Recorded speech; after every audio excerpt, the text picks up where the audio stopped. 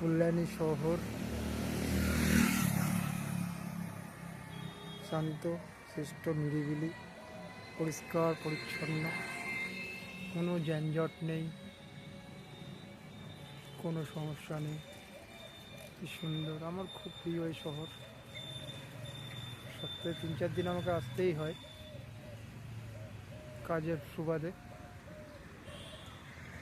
এখন 7:30 মতন বাজছে। গাছের আড়াল থেকে সূর্যদেব উঁকি মারছেন। চলো সবাই টাটা আজকের মতো।